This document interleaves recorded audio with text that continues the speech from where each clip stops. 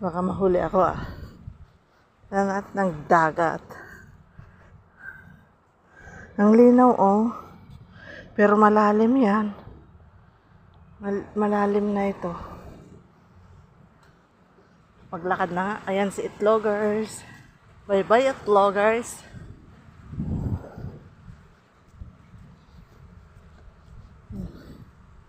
Punta nga ako sa bus stop.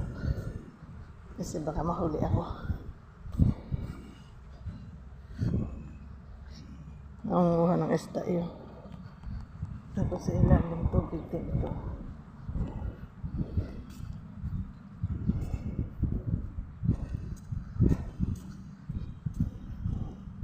Isa tayo.